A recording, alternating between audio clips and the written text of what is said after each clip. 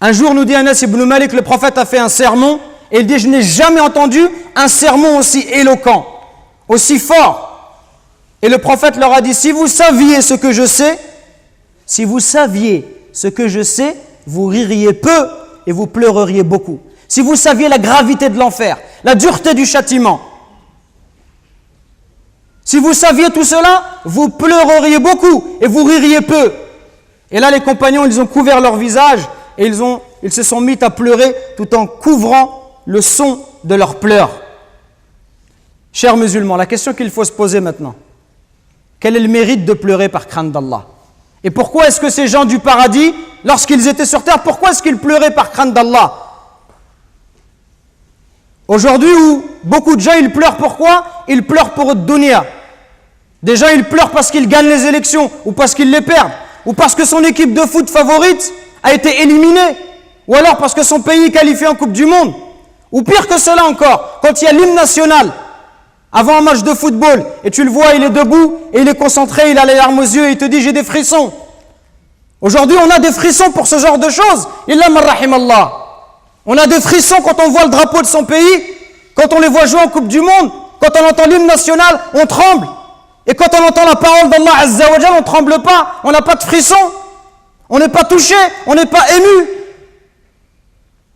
Sachez que celui qui pleure par crainte d'Allah, sachez qu'Allah Azza wa Jal, il aime cette goutte, il aime cette larme qui coule sur ton visage. Aujourd'hui, la vie d'ici-bas, elle prend trop de place. On aime trop de dunya, on aime trop l'argent. Au point où même quand on fait la prière, avant la prière, pendant la prière, après la prière, on pense qu'à l'argent. Les commerçants, ils pensent à leur business. Est-ce qu'ils tournent, est-ce qu'ils ne tournent pas? Et chacun, il est préoccupé par sa voiture, par ses enfants, etc., etc. Au point où cette prière, elle n'a plus de saveur. Elle devient thaqilatun ala an-nufus. Elle devient une lourdeur pour les croyants, une lourdeur pour les âmes. Cette prière, on ne la goûte plus, ça devient un fardeau dont on veut se débarrasser. Le prophète, alayhi salatu wassalam, nous dit, il n'y a rien de plus aimable à Allah Azza wa Jal que 2 gouttes et 2 traces. Et parmi ces gouttes, il a cité une larme versée par crainte d'Allah. Pourquoi est-ce qu'on doit pleurer par crainte d'Allah? Premièrement, parce que Allah Azza wa Jal, il aime cette larme qui coule pour lui. Allah, il aime te voir pleurer pour lui. Même si tu as désobéi, si tu pleures, quand tu pleures, Allah Azza wa Jal, il va te pardonner. Allah, il va te faire miséricorde. Deuxièmement, sachez que celui qui pleure par crainte d'Allah, Allah il ne le fera pas rentrer en enfer. Le prophète alayhi salatu wassalam nous dit, n'entrera pas en enfer un homme qui a pleuré par crainte d'Allah. Troisièmement, sachez que le jour de la résurrection, ce jour terrible, où tout le monde sera nu, incirconcis, exposé à la chaleur du soleil, ce jour-là, 7 catégories de personnes seront protégées sous l'ombre d'Allah. Le jour où il n'y aura pas d'autre ombre que la sienne.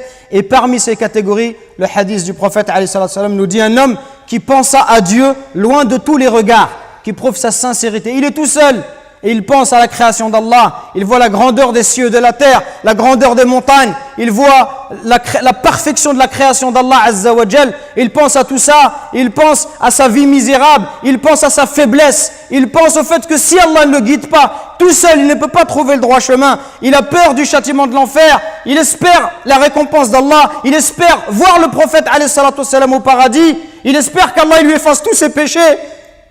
Il a peur d'être puni. Il a envie de voir Allah Azza wa Jal parce que c'est la plus belle récompense.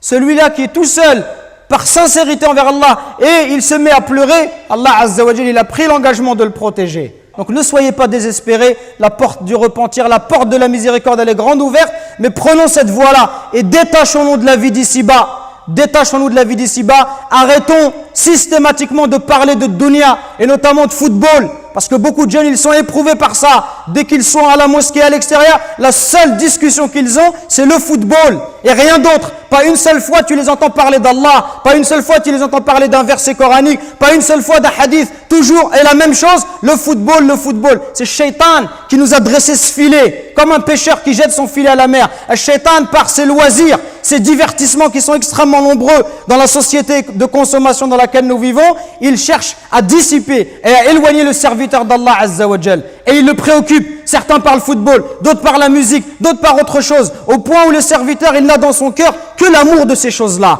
Et il verra que le Coran, il n'a pas la place qu'il mériterait d'avoir dans son cœur.